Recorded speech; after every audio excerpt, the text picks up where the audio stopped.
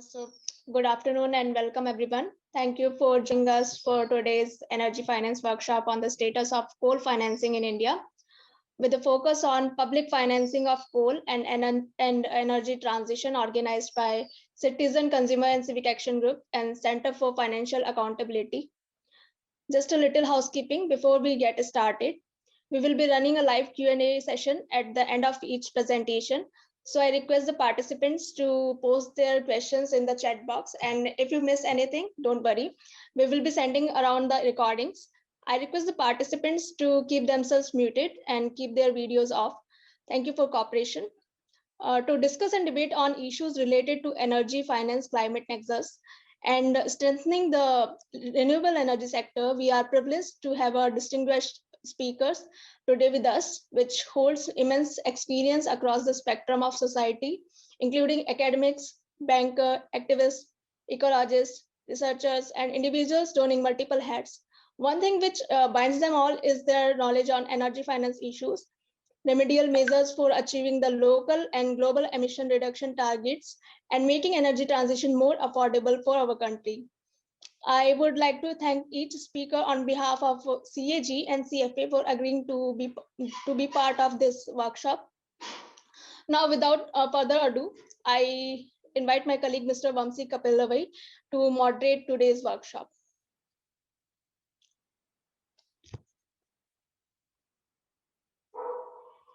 You can take it forward. Yeah. Thank you, Akanksha. Thank you for the introduction.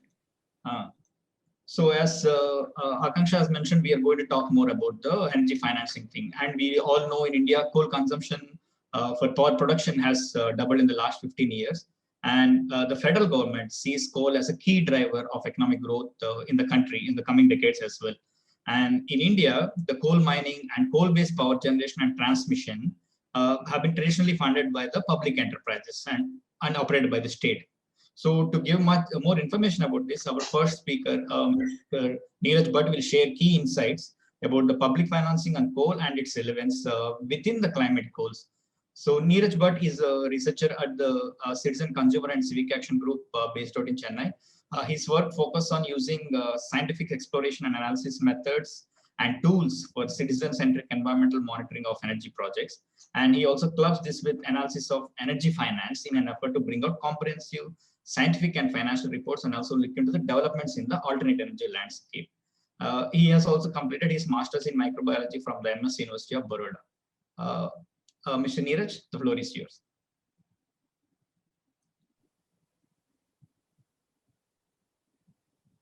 Thank you, Vamsi. And can you please start the presentation?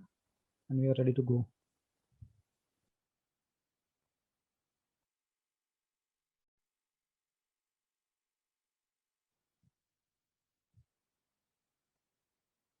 A very warm good afternoon to all the participants of this workshop. So I'll be talking in brief about the public sector financiers, which includes banks and insurers as well, and also some specialized financial institutions or institutions for the development of power sector, like the Rural Electrification Corporation and the Power Finance Corporation of India. And I'll try to club it with the overall climate change dialogue that's happening in India and where are we headed. Next slide, please.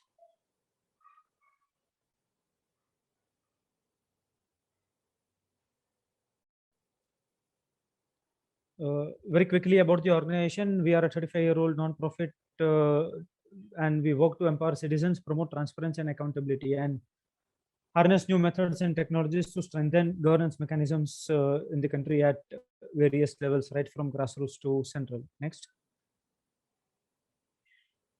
So before going into the details of financing of coal, let's understand what happens to a depositor's money in bank. I get my salary, it is credited or deposited in my savings account in bank. Now, whichever way individuals deposit money, it's used by banks to invest and lend to various sectors, and it's depending on profitability as well as on government signals, which is like priority sector lending. Coal happens to be one such sectors, and until now it has been one of the most lucrative sectors for the central government, from where it earns uh, quite a significant amount of its profit.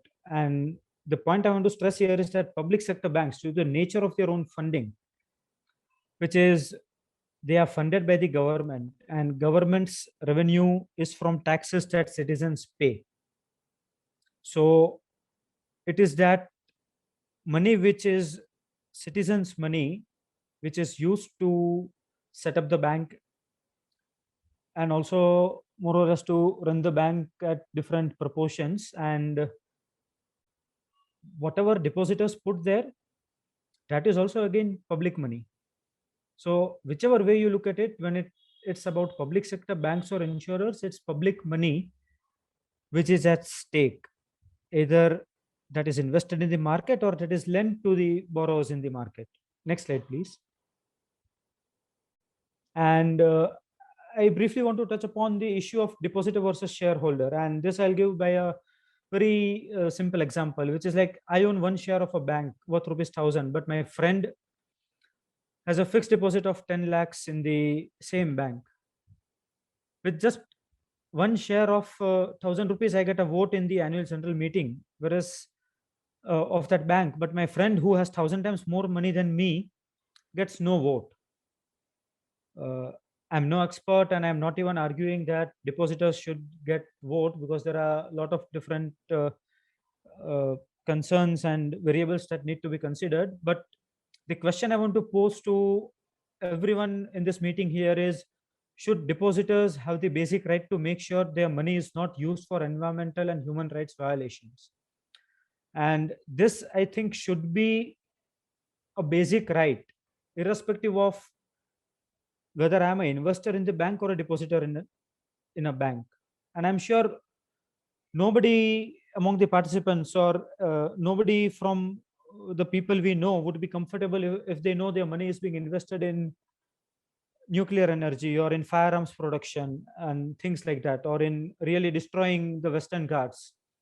So it's a ideological question which I would really urge that all of us ponder and see what we can do with respect to getting that right to decide wherever money is invested. Next slide, please. Well, the convention and the conventional wisdom also is that, okay, banks invest wherever they like. Why bother? I put money in the bank, I get interest on it, whether it's FD, whether it's savings account. But we need to bother because of some facts which may not be so much relevant when I think of only my money in the bank, but when I become aware of the fact that there are hundreds of thousands of such depositors in the bank, and banks have huge sums of money which they are investing in various sectors. And just a brief highlight there, which is a report by Banking on Climate Change has highlighted that 35 private sector banks, they have together channeled almost 2.7 trillion USD into the fossil fuel industry. And this is in the period between 2016 to 2019, after the Paris Agreement was finalized. And of this 35, the 30 top coal mining projects themselves have received almost 54 billion USD, while the 30 top coal-based power plants, they have received 138 billion USD between the same period. And this is global. Global lending by private sector banks into power plants worldwide. Now, what this does is this type of financing of the fossil fuel industry. And we also need to remember that there are huge subsidies given to these industries. And the ex-US President Donald Trump had made it one of the missions to really ease the policies for the fossil fuel industry, weakening the laws as well as giving more subsidies.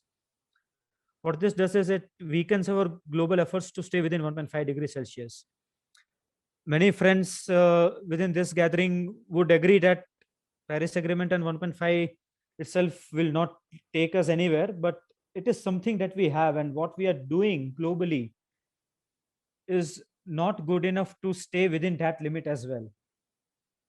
And the then Bank of England governor, Mark Carney, in October 2019, he had commented that the global financial system, it is financing activities and industries that can ramp up the global temperature by more than 4 degrees Celsius. And that of this, already 85 trillion USD had been secured by the carbon intensive industries. So already the finances have been locked in, which can cause significant damage with respect to global warming. And it calls for more awareness and more scrutiny that we need to really see where our money is going through the banking institutions. Next slide, please.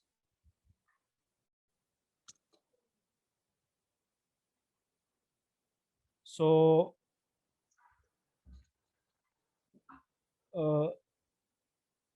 let me come to what is the issue with coal. It's very simple that mining and burning coal, right from the stage of mining to burning it, it releases smoke and it leaves behind ash, both of which have chemicals that are harmful to the environment and to human health. And when we talk of phase out of coal-fired power plants, we have a speaker tomorrow who will talk more about it for the state of Tamil Nadu. But on the global state, that alone has an annual greenhouse gas reduction potential of 4 gigatons of carbon dioxide. And just this, phasing out of coal-fired power plants alone would be around 10% of the total 2010 emission levels. So 10% reduction in our journey of net zero by 2050 can be achieved only by phasing out the coal-fired power plants. And with respect to human health, the last point, which is the data from 2014 study, which estimated that an increase of 1 gigawatt of coal-fired power generation capacity in India, it increased the infant mortality rate by 15% in the districts which had a nearby coal-fired power plant, as compared to those districts which did not have a coal-fired power plant in the vicinity of their district. And 15% infant mortality is a cause of concern. If this does not concern an individual, I don't know what will. It's okay if you're not worried or if you don't know about the linkage between climate change and the Uttarakhand glacial burst. But this is something that has a resonance with every family that is there, and it's a very significant human health risk which cannot be ignored. And this is to be kept in mind by the policymakers, I think, when planning for coal capacity, whatever additions and changes that are being done. Next. Now, very quickly, some numbers about the coal in India. So we are the second biggest individual drivers of primary energy consumption growth.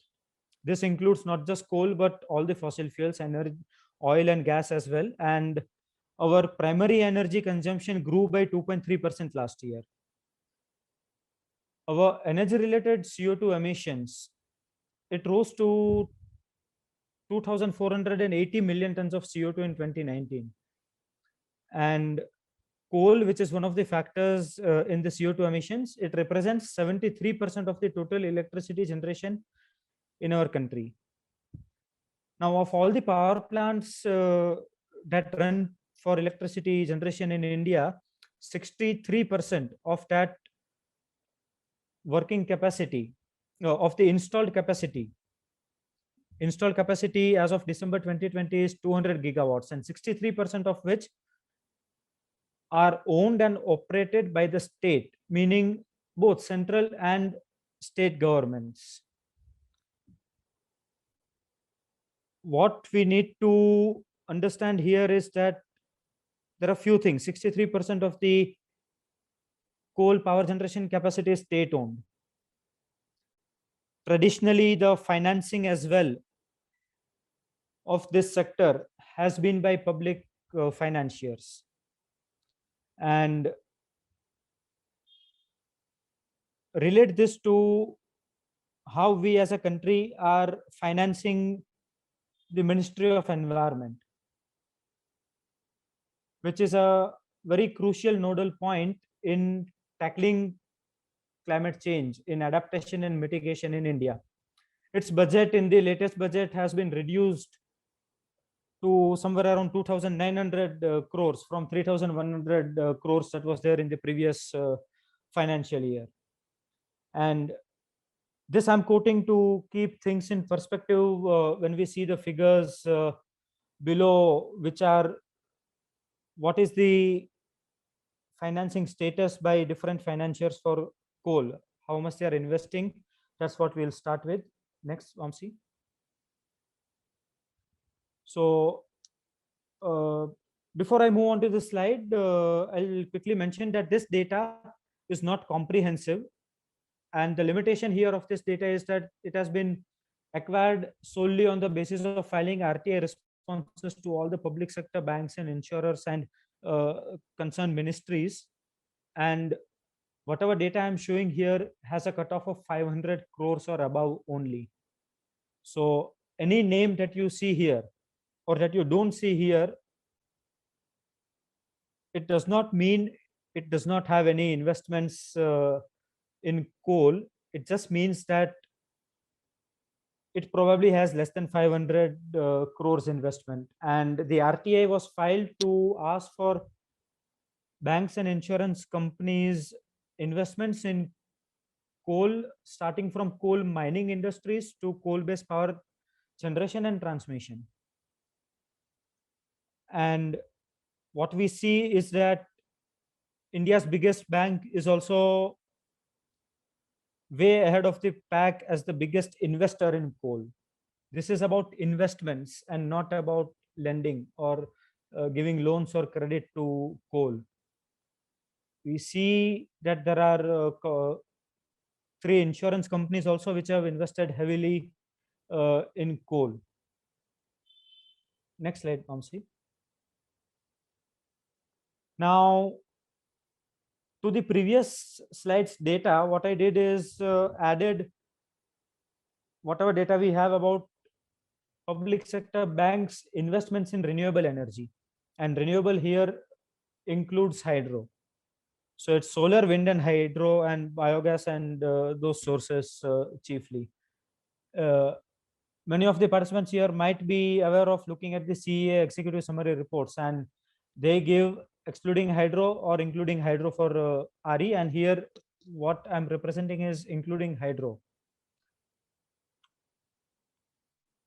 From all the banks, we could obtain the renewable sector investment data only for these 5 banks listed here. And we see that for all these, with respect to investments in coal, which is represented by the orange color here in the bar, is much more significant than their investments in renewable. The media, we keep hearing that, okay, solar is really competing, it's providing fierce competition to coal. If that's the case, this data is about investments up to March 2020, March 31, 2020. Looking at this data, I have not found that public sector financiers are looking at renewable energy as a viable investment option. And we need to see what are the probable reasons of not these public sector banks not wanting to invest more in renewables. Next slide, Vamsi. This slide talks about the outstanding loans to the coal sector by different banks and insurers, and this is again only those financiers have been included in the figure whose number is more than 500 crores. And outstanding credit, a new name which crops up is the Rural Electrification Corp. But SBI and all the banks which one would expect to see here are there in terms of how much outstanding loans they have to the coal industry. And to remind again, coal here means industries right from coal mining to coal-based power generation and transmission. Next slide, please. The previous slide talked about the outstanding loans as of 31st March 2020. This slide talks about non-performing assets of different banks as of March 2020. And Bank of Maharashtra is leading the pack in terms of its NPA kitty. And SBI, RAC, Union Bank of India, all these are people from the financial sector who know the issues, and these have also featured while the talks of merging of banks and demerging, mostly merging Dena Bank and BOB and Syndicate, and many of these have been merged one into another. And these banks merging either has acted as to absorb the bad loans of one bank into a bigger one which has still a better loan book.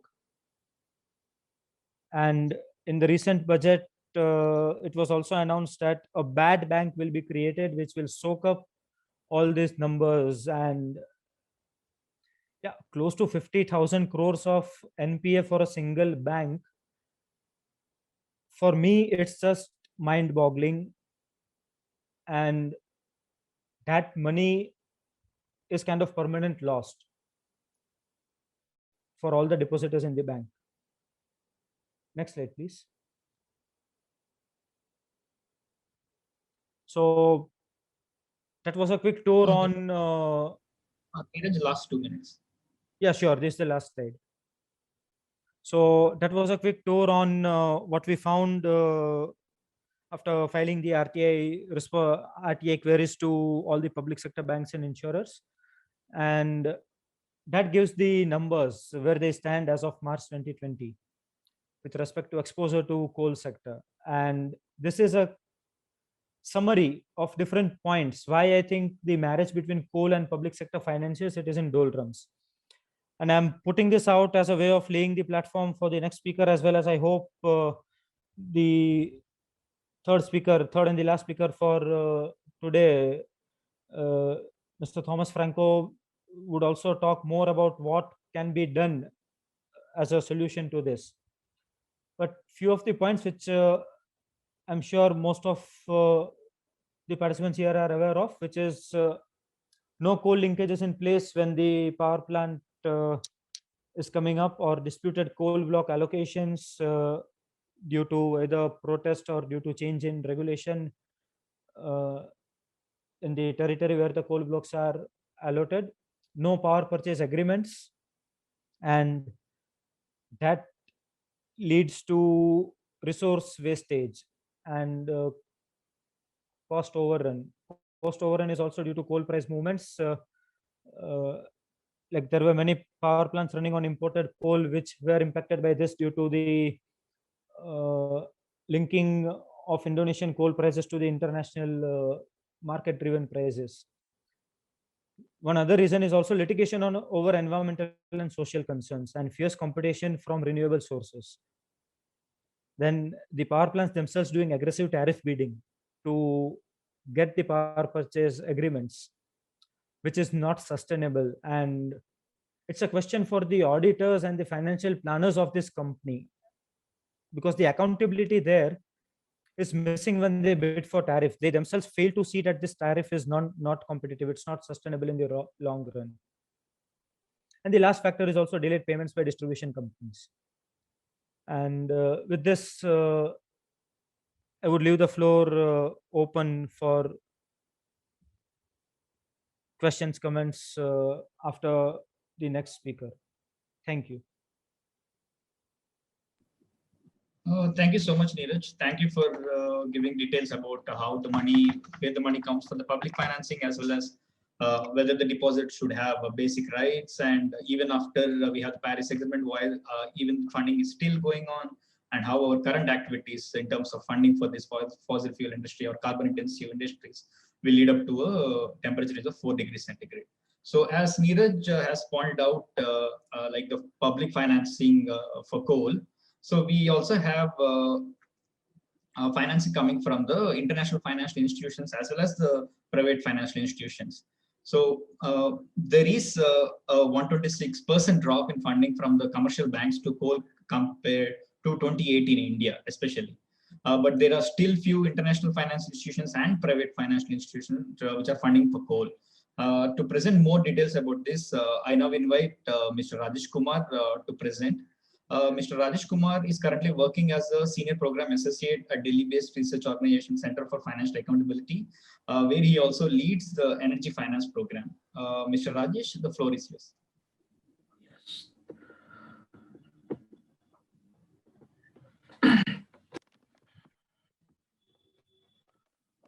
Thank you, Vamsi, and thank you all thank you especially CAG team for taking this initiative.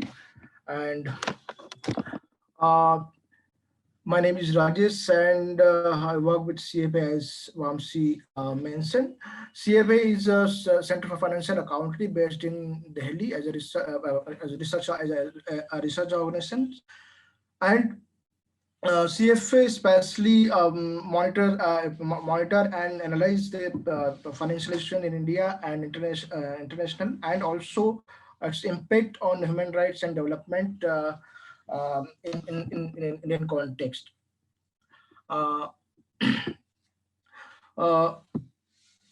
My presentation would be in 3 different sections.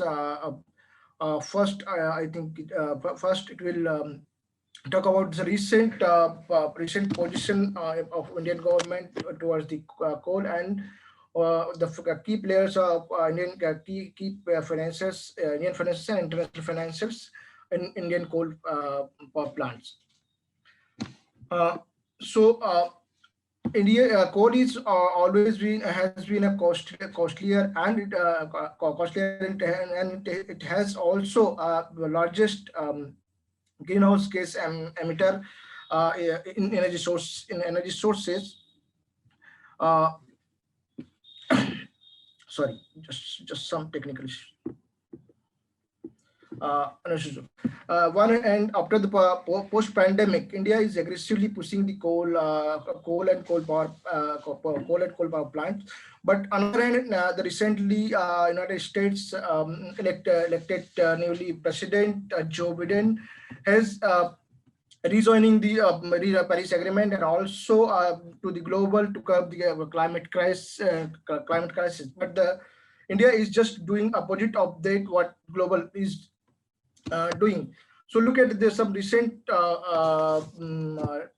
position of government of India. In 1990, in 2090, coal mining sector was opened for 100% FDI. In 2020, Modi announced auctioning of 41 coal blocks. So far, 19 coal mines have been auctioned and taken by the major Indian private sector. Though the opening for the FDI was aimed to attract a major international investor, but not a single international investor has shown the interest to invest in the Indian coal mining. Further, in Jan 2021, recently, Mr. Amit Shah, the Indian Home Minister, has inaugurated a single window clearance for coal mining to optionalize fast these mining. And while inaugurating this single window clearance, he also mentioned that the India is going to invest in India, especially private and public sector firms are going to invest almost 4 trillion rupees in the next coming decades in coal sector especially, and also The public sector is going to be contribute almost 60% of that 4 trillion rupees. And he's further, he mentioned that the coal is going to be a largest contributor to achieve the 5 trillion economy by 2025. In 2019 also, we have to look at the Power Gyan NTPC stepped into the coal mining business and owned 10 coal blocks. Currently, the 3 coal blocks out of 10, 3 coal blocks are officializing, and it has planned to target a production of 103 million ton coal annually. While the coal mining giant Coal India Limited has increased recently the current budget 2021 by additional 3,000 crore, and production target of also increased the production 660 million ton production of coal. Similarly, the Western subsidiary of Coal India Limited, the Western Coalfield Limited, entering into joint venture with the Odisha Mineral Development Corporation, WCL has planned to open up 20 additional coal mining by 23-24 to achieve a production target of 75 million ton. These figures does not assure us India has any plan in near future to exit from coal. Neither it has any proper or enough energy transition plan. Look at the recent past 2 years. NTPC is another coal power plant which were commissioned in 2019-20. NTPC commissioned around 3.44 gigawatt of new thermal power capacity, including Khargone super thermal power plant, unit number 2 660 megawatt. In addition, Suratgarh Super Thermal Power Station, owned by the Rajasthan Rajya Vidyut Utpadan Nigam Limited, has also commissioned its 7 unit of 660 megawatt. In 2021, NTPC has commissioned almost 1,980 megawatt capacity in different plants, including Navinar Power Generating Company, second unit, Penja Thermal Power Plant, second unit, Lara Power Plant, Chhattisgarh, second unit. In addition to this, Nairi Lignite Corporation, which is a state-owned corporation, recently reviewed its Ghatampur power plant of the 1,900 megawatt capacity, along with the central government, and also the Adani Pech power plant, which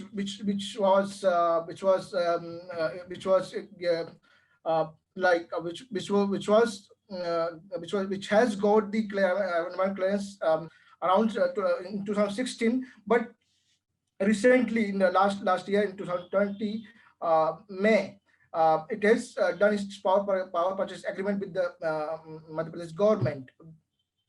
So these are some recent trend which shows in India the coal is not going anywhere. Coal is the major source of the energy, and coal is going to be a major contributor in the energy mix in India. Look at some recent trends of coal financing globally and also in India. The coal globally, now bank and financial institutions are going away from the coal and also divesting from the coal and developing strict policy against the coal and coal-related business. As previously, I think Neeraj also mentioned that onwards, 2000 onwards, more than 100 banks and financial institutions globally have divested from the coal, and also develop the strict policy against the coal, especially against coal and other fossil fuel business, and going away from that sources. This is not only the institution specific, but this global factors also are also influencing it The world largest sovereign wealth fund, Norway Government Pension Fund Global, blacklisted more than 14 Indian coal power producers, including Tata Power, Reliance, NTPC, Coal India. These are some major key players who were blacklisted after adopting the policy against the coal investment and other business. We have to look at the two side of the coin. One side is which I already mentioned that the globally financial institutions and banks are adopting policies regarding against the coal and fossil fuels, but at the same time we have to also look at the other side of the coin, which I think Neeraj also mentioned in his presentations, that after the Paris Agreement, the investment in fossil fuel has been increased, and 35 global banks financed around $2.7 trillion for fossil fuel, including coal. World Bank itself has financed $12 billion, and India is the one of the country and the receiver of that, and especially in gas and oil companies. Of this, 10.5 billion is directly in fossil fuel. Recently, in 2020, JBIC, Japan Bank of International Corporation, and other Japan commercial banks have financed around $450 million to NTPC for its capital expenditure to flue gas desulfurization of thermal power plants, especially coal power plants, which are highly emissions. I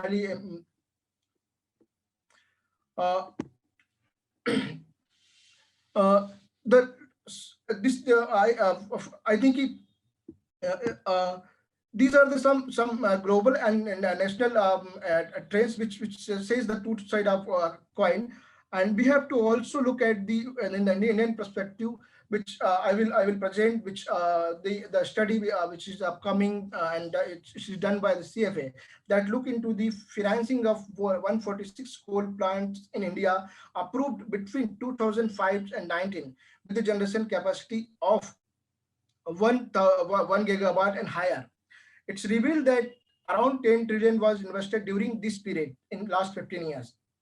Out of that, 10 trillions rupees, 8.08 trillion was tracked as being financed by Indian and international financial institutions. 91% of this finance has been financed by the Indian banks and non-banking institutions and non-banking financial institutions. And the rest 9%, only 9% was financed external commercial borrowing or external commercial borrowing.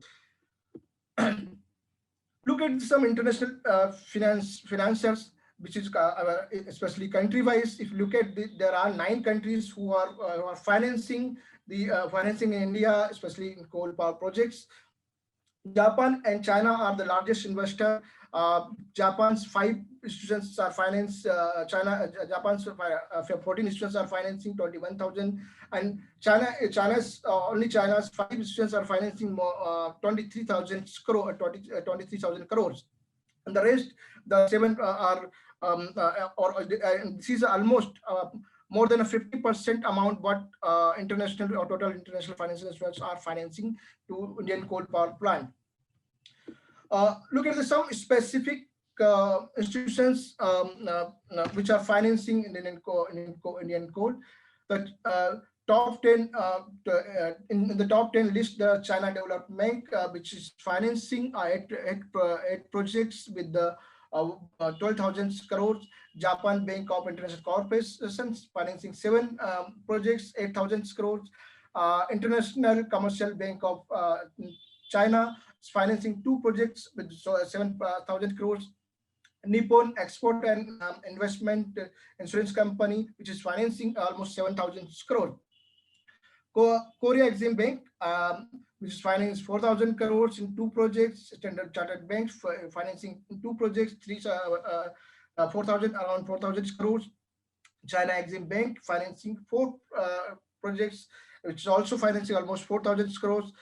Royal Bank of Scotland financing 9 projects, which is the largest in the number of projects. If you look at China and Japan, that Royal Bank of Scotland is financing at almost 9 projects and investing 3,800 crores.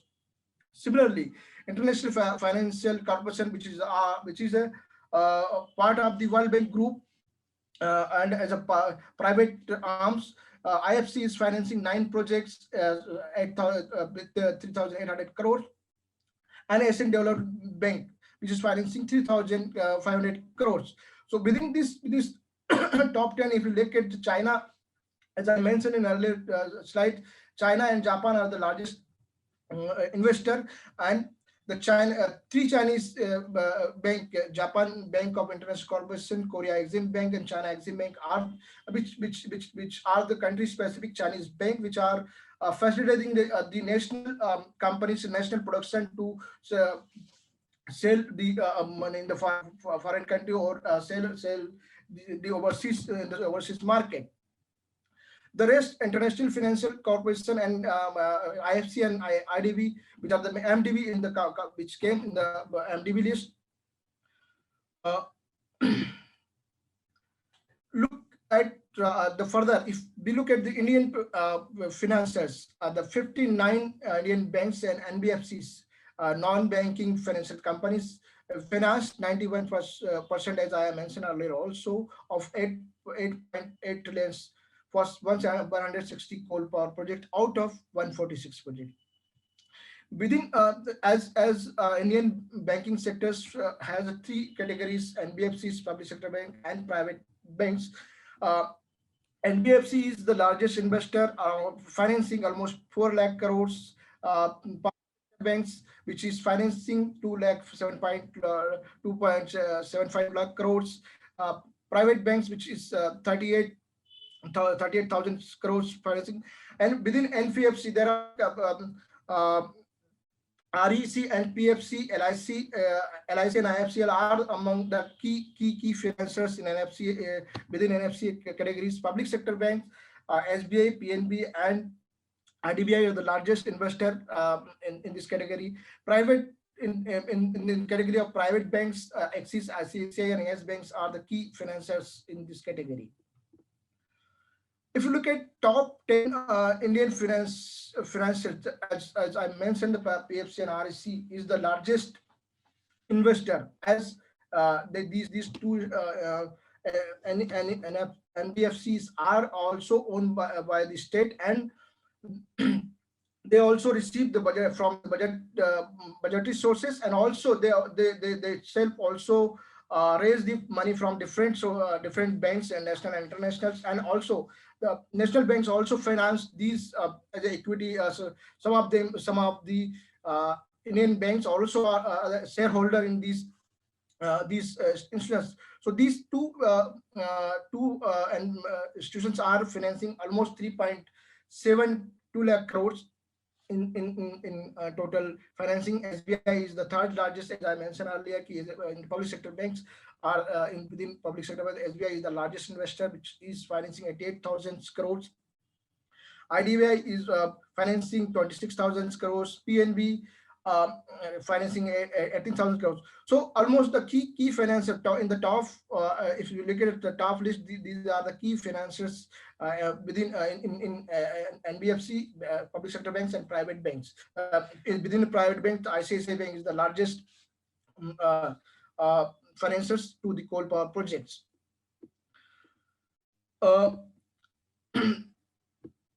If you look at the state-wise distribution to the this investment, the top 5, Uttar Pradesh, Chhattisgarh, Madhya Pradesh, Tamil Nadu, and Odisha. Tamil Nadu is the 4th largest place which has received almost 69,000 crores, 441 crores rupees.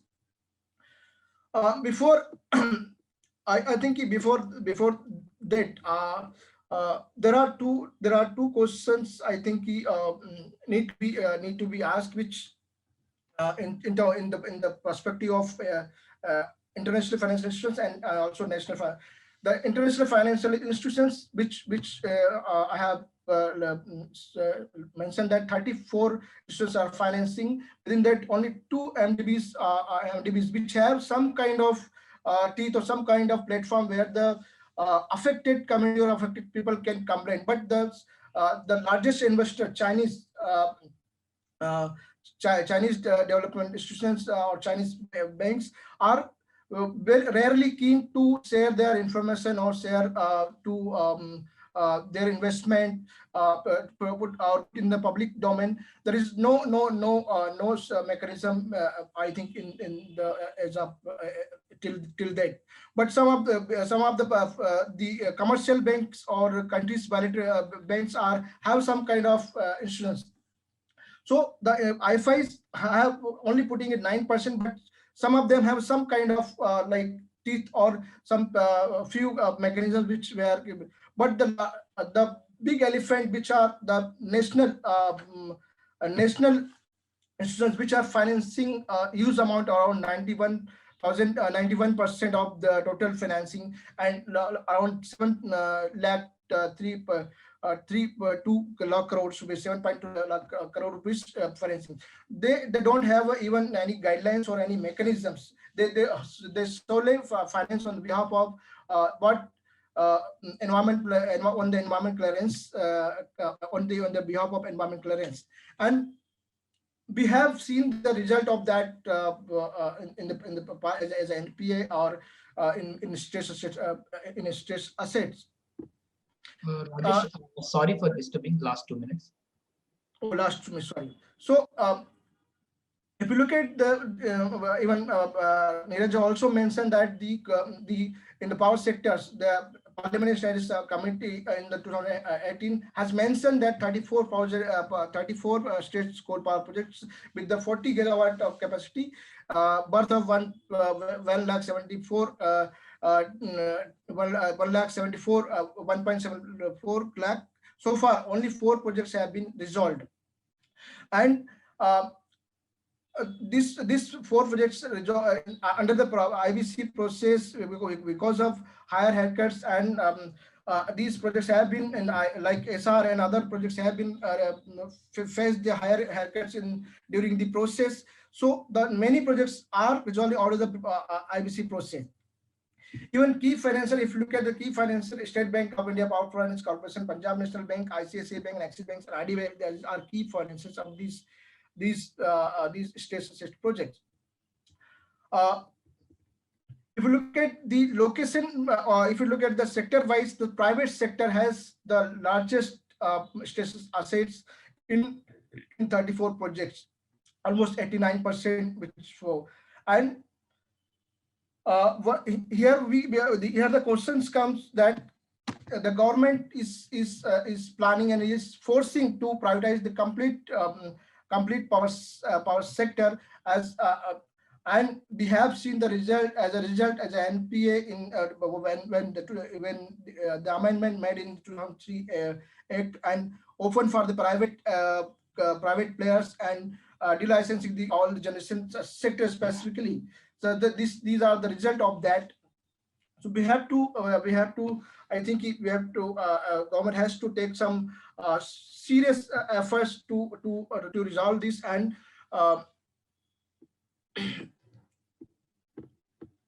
yeah, and other factors as that if we look at in the India is rapidly and greatly investing in renewable energy at one side, but the other side is it's also look at the which I showed in my presentation. It's usually aggressively pushing the coal, and the one side they are saying that coal power sectors need to be privatized, and once other side they are saying they are saying that the monopoly of the Coal India, which is the public sector unit, has to be break, and private player has to come and play a role in the mining sector.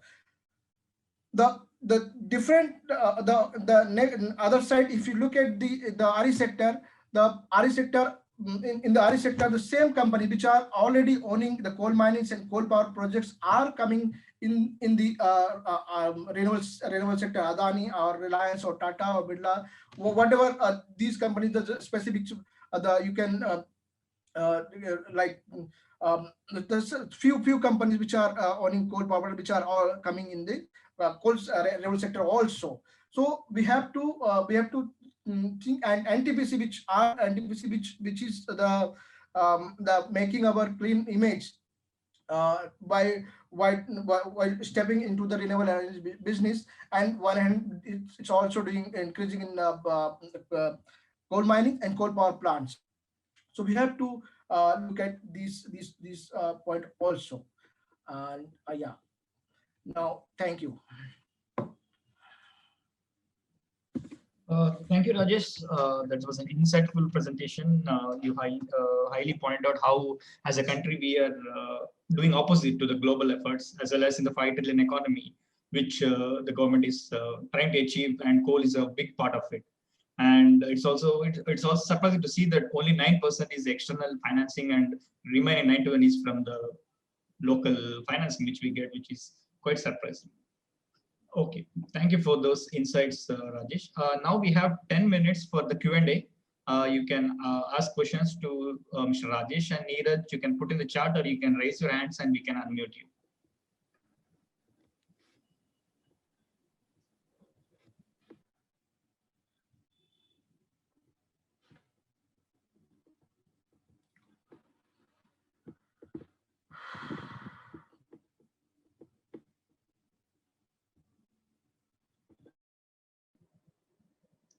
I think during the presentation, Mr. Sanjeev Godke has raised his hand. If I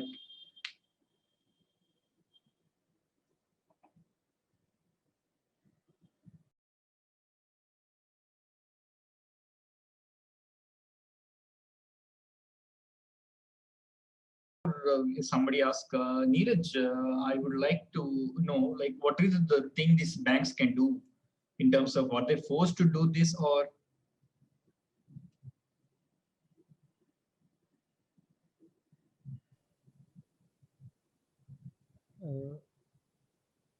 Forced to do what, Vamsi? funding, like how they can move away from this. I know we have the next session for I'll start from one point in the presentation by Rajesh, where towards the end he mentioned that if you look at the RE and the coal sector, it's the same players.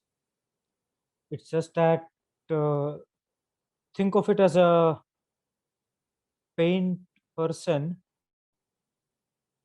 with a black paint in hand while investing in coal, and now with a green, but it's the same person. And the problems with respect to financing of coal that we see in the sector are not just because of the coal, it's because of who is holding that paint. Those power plant producers who are the people in that sector. And because if you look at the reasons in that Parliamentary Standing Committee report also, no proper due diligence in place. You set up your power plant, you don't have a power purchase agreement. And with respect to public sector banks, or any bank for that matter, moving to renewables, I think we hear that it's market, and we see that yes, coal is getting stiff competition from solar and wind. It was also one of the points in my last slide. But for all practical purposes, I think for real change, if we want to see, it would be to do away with crony capitalism, do away with who knows who, do away with family relations, do away with family friends and helping family friends in business, because you cannot be doing that at the highest level where the running of the country is at stake. And I think the people in the sector are knowledgeable enough to know and invest depending on market. Market means they look for profitability. But if they do away with these things and bring in more transparency and accountability, that is what I think is lacking and would be needed to really change the entire scenario in the Indian market with respect to financing of coal or renewables? Just a quick change. I have been told that Mr. Thomas Franco has applied to catch. So we will shift the question and answer session after his presentation. I hope everybody's fine with it.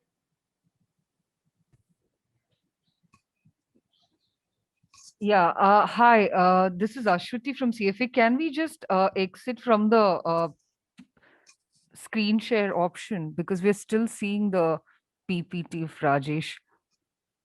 Okay. Rajesh, if you can stop the screen share.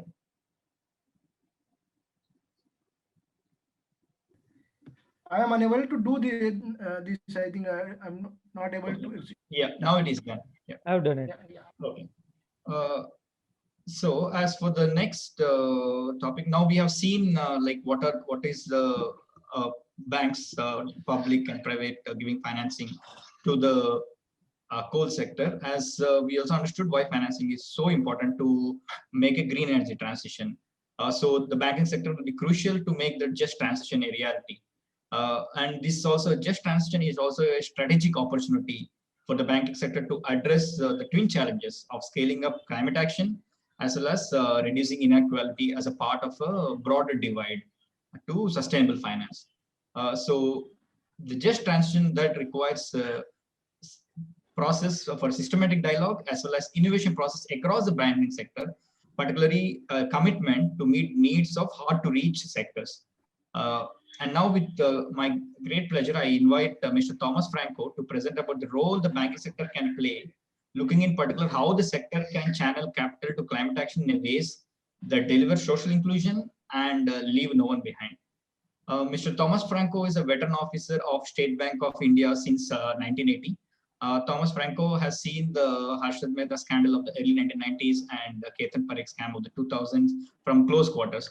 In the last 2 decades, he has been a vocal critic of the liberal regime in banking, which he believes has laid the basis for non-performing assets scam. In the wake of Punjab National Bank scam, Franco, as General Secretary of the All India Bank Officers of Confederation, called for severe punishment to be meted to bank officers and employees who cheated the bank, and also highlighted the failures of both the Reserve Bank of India and the Finance Ministry in supervising and safeguarding banks. So now I invite Mr. Thomas Franco to speak up. The floor is yours, sir.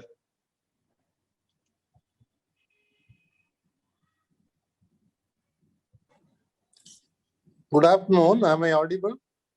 Yes, sir. We can hear you. Okay. Yeah. Thank you very much for the opportunity. The topic is, can the banking sector redeem itself while catalyzing just transition of Indian energy sector? Now, the question of just transition depends on a government which really wants justice for the larger majority of the people. We are looking at what is happening around in the country. We are looking at the farmers' agitation, whether justice is being done to the farmers, whether justice is being done for the youth, justice is being done for the people who raise their voices against the government, is visible to everybody.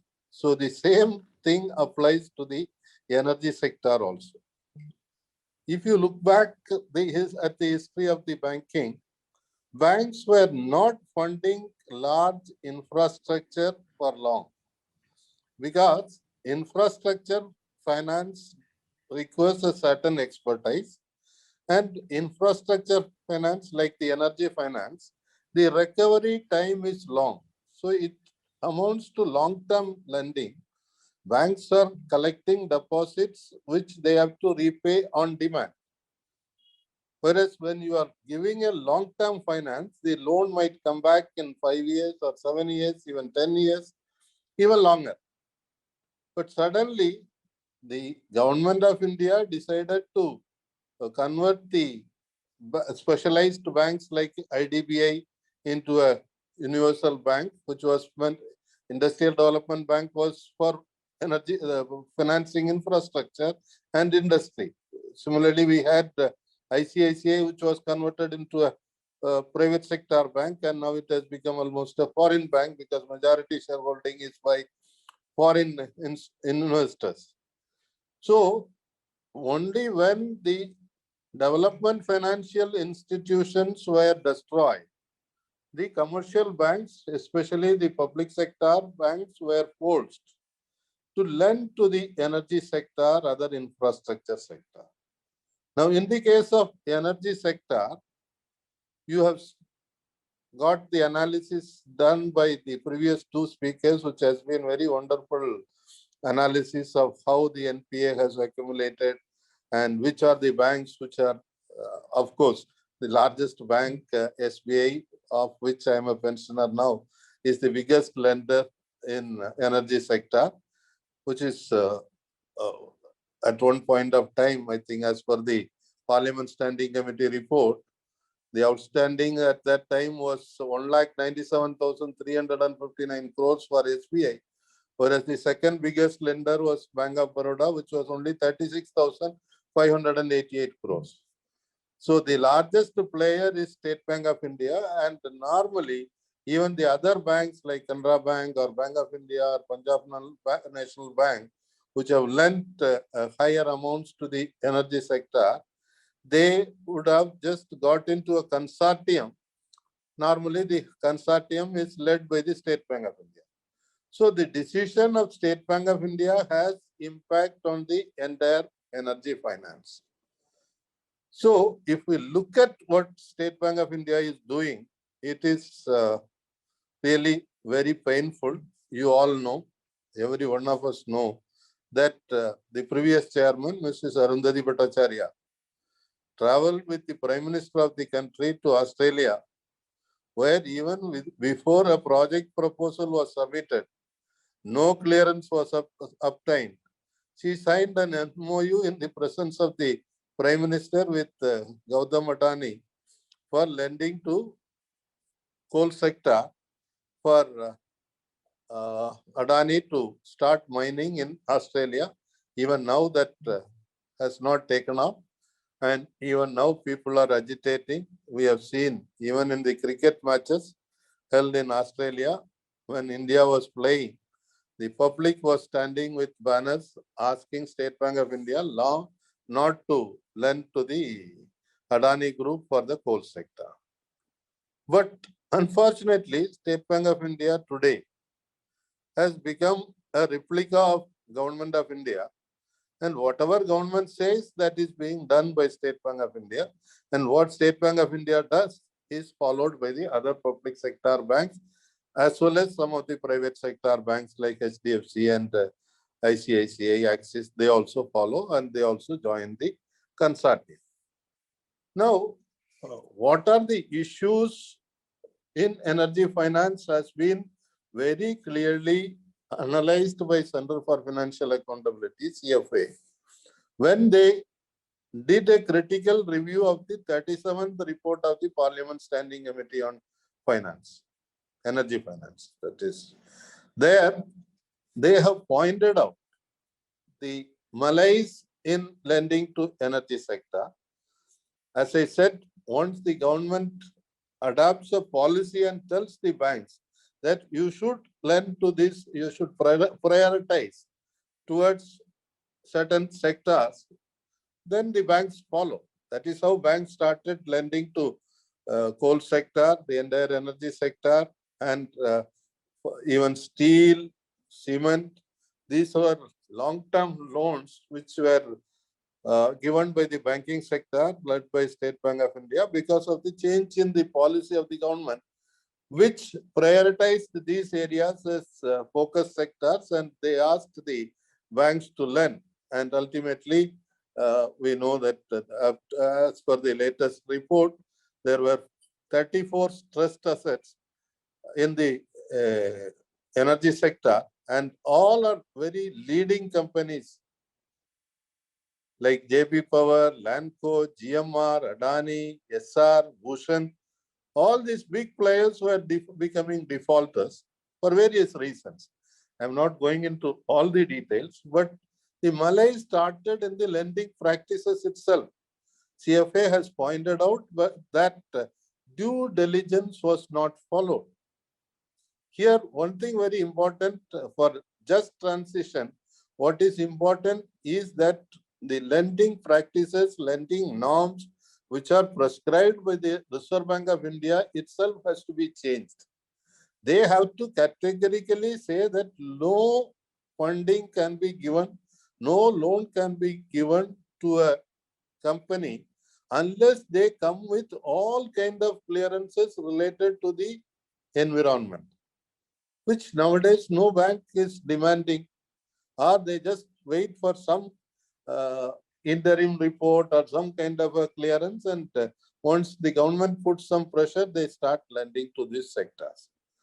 So if the just transition has to take place, the norms have to be changed, and there has to be a clear-cut criteria in lending.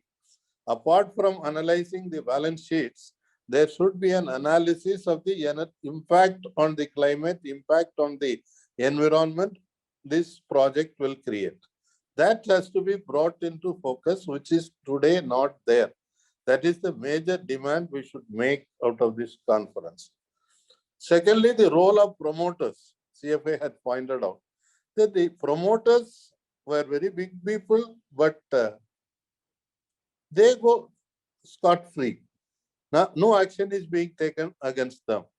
So here the Parliamentary Standing Committee on Finance had already pointed out that they should be held accountable. The promoters should be held accountable, but that does not happen. Number three, fixing accountability within the banks and financial institutions. Today, when the loan goes bad, only lower level few officials are given charge sheets, but the decision making is done at the board. These are all large advances. No board of director has been taken into task. No MD has been taken into task anywhere in our country. They all go scot-free. That is another major malaise we are seeing. Number four is squandering away of public money, CFA has pointed out, because the loans are the ordinary deposits of ordinary people, which are being given as loan and which become NPA. And at one point of time, the NPA was 32%. And now they say it has come down to 20%.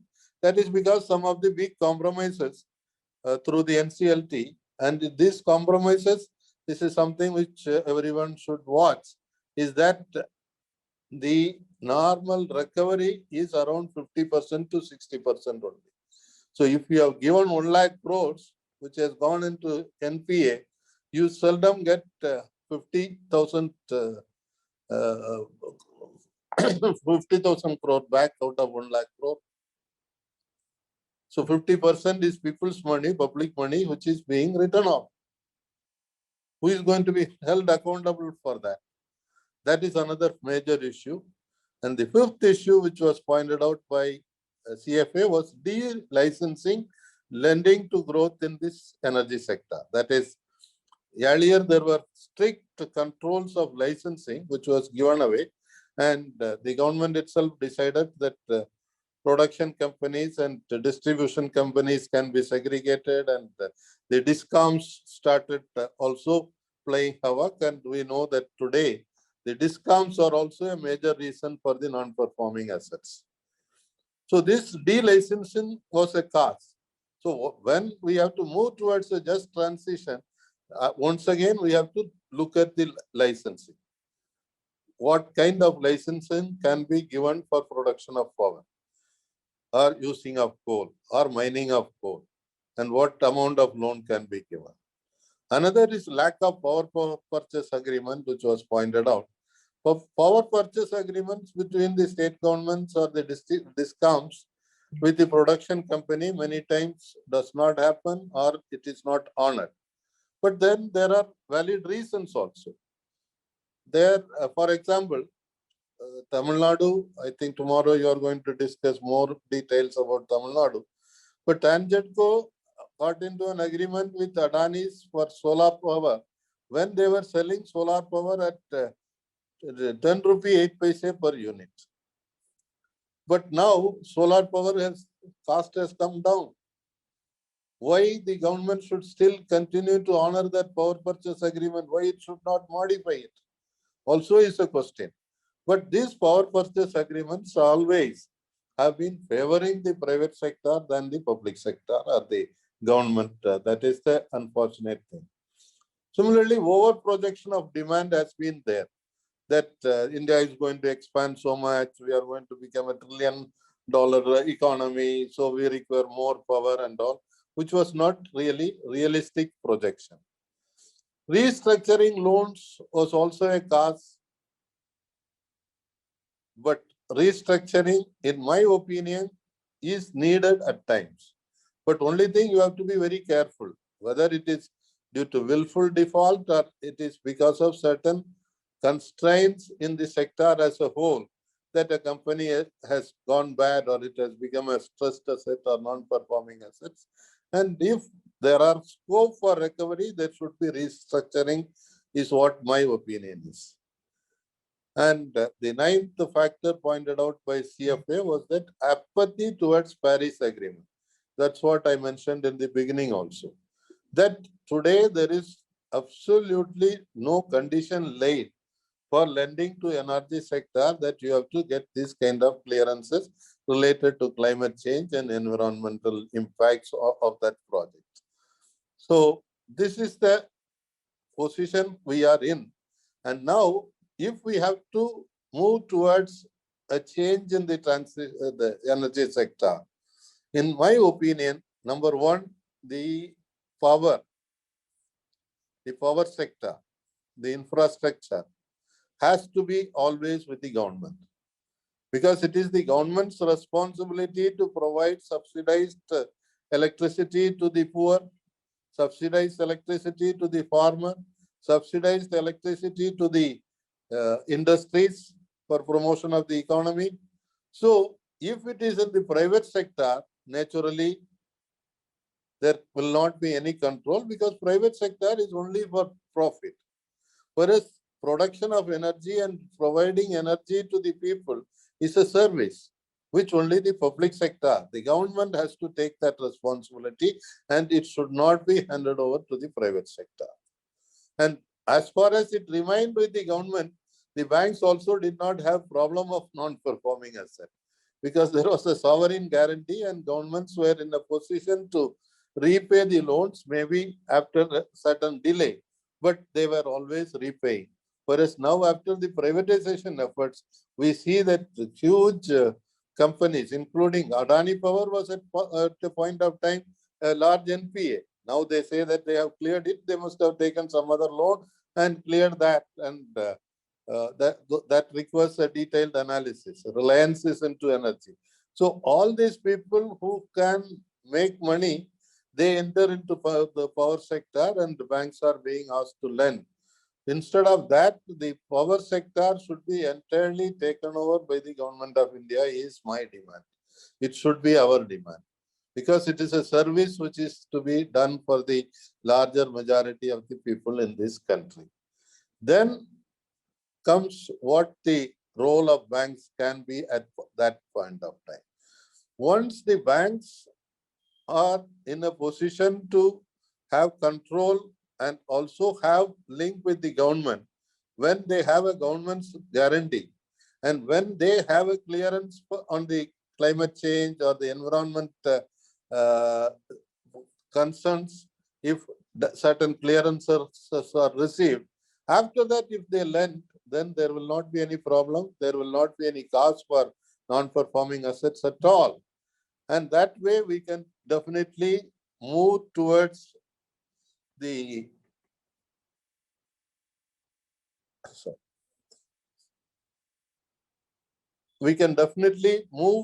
a just transition if the government of the country, the central government, is willing to take that decision, that yes, we have to do justice for the people of this country, and energy is one area where justice has to be done, and it also creates so much of environmental impact, and we keep promising that we are switching over to solar, and without studying what will be the impact of the solar, huge, very large solar power plants which they are putting up, what are going to be the impact, the government is not looking at.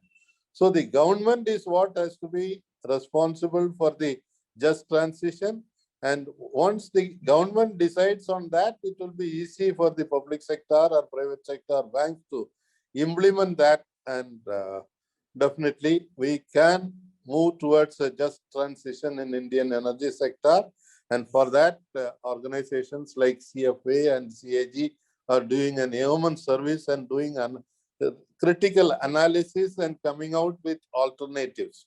You don't just criticize, you are also coming up with alternatives. Here, my alternatives is that the power sector should be in the control of the government, that is in the public sector, and the lending practices should change. The lending norms prescribed by the Reserve Bank of India should specifically say that it should have a report before clearance of any loan. There should be an environmental assessment. There should be an assessment on the climate change, which a company or a unit which is going to generate energy can create for the people around that area. And there should be also a public hearing. Today, banks are totally opaque. When they go and give huge loans, they do not seek any public opinion. So public hearing is also necessary for clearing these large projects in which banks should also be asked to participate. This is my suggestion. Thank you very much for the great opportunity to go. Thank you so much, sir.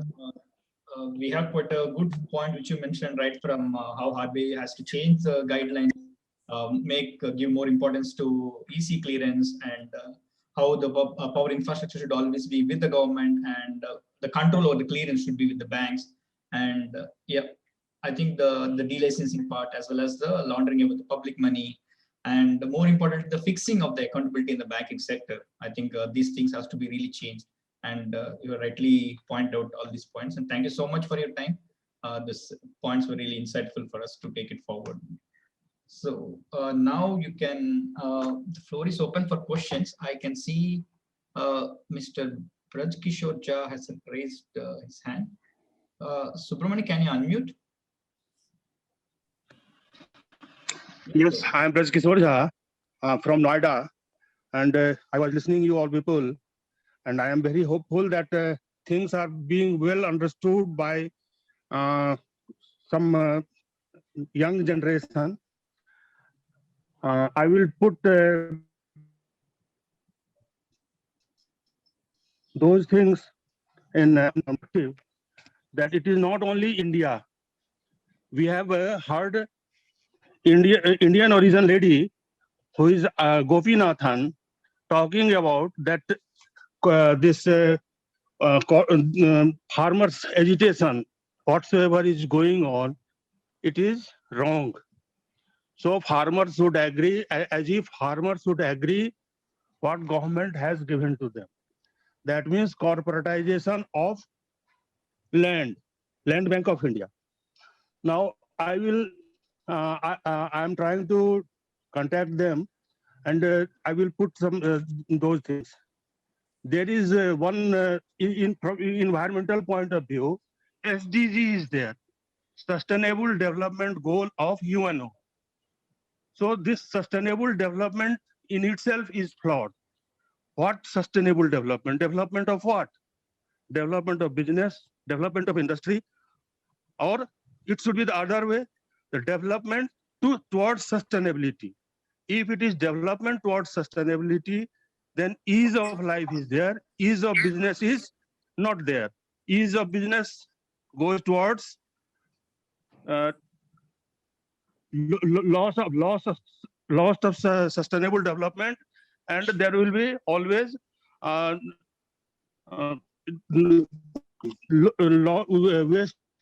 wastage of natural resources. So that will never reach us towards sustainability. Now, what is the situation right now regarding coal mining? Coal mining, wherever you are doing, it is not sustainable at all. Wherever coal mining, at least in India, I have seen now they are going for commercialization of 41 coal mining, a small coal mining they are doing. I have seen that all coal mines, if solar power is put at that place without disturbing anything, whatsoever is being produced at that place, that will continue, and we will get more power every year than whatsoever coal beneath will give us after disturbance and after all this people are disturbed and all those things. What is happening in Jharkhand and Odisha and all Chhattisgarh. So we have to. You people are really doing commendable work. You have to do decentralization of financing, decentralization of solar power. The solar power which is being centralized and being corporatized, that is also very bad. That will ultimately destabilize again. So we have to think about uh, going for solar power wherever it is required. There you generate the power, and every house they should have, and then microgrid should be connected with that, and that power finance corporation and such institutions should allow those financing of the village panchayat and the cooperative. They should be come forward, and it should be provided to them, and microgrid should connect, and that So sorry for power grid should connect that way. So I think I have told you a little bit about what should be done and where we are lacking, and you people were also more or less in that direction only. So I stop here. Thank you, sir. Thank you for this points. And I would also request the people to keep the questions short so that we can give a chance for other people to ask the questions as well. Thank you for understanding. We still have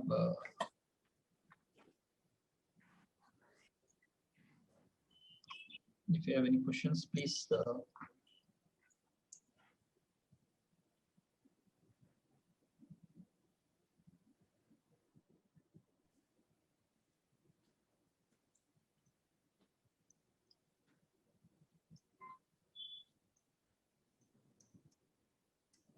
Okay, looks like we don't have much questions at this moment of time.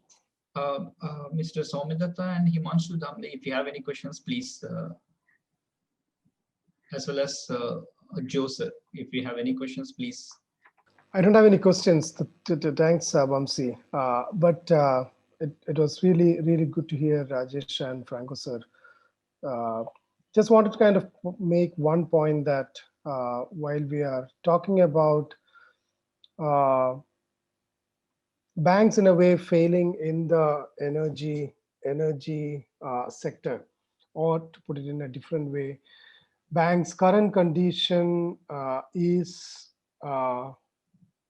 also contributed by the energy sector, particularly the coal. One needs to kind of keep in mind the larger picture here that energy becomes only one of the sectors which is kind of dragging the banking system, and we may probably need to kind of look at holistically that what exactly is the fundamental problem that the banking sector is facing, and where does the energy sector then play the role within that. Otherwise, the danger is that we may lose sight of the larger issues here, and we may look at only through a narrow prism of only the energy sector. Whatever points was made is absolutely right, but then again, it needs to be kind of put in a larger canvas. I think. I congratulate CAG for taking up this workshop. It's really informative. Thank you. Thank you so much.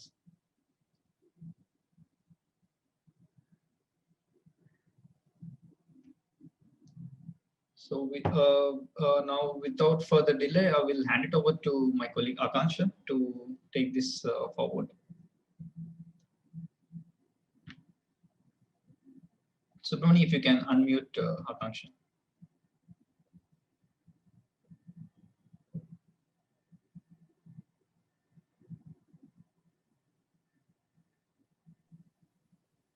Aswati?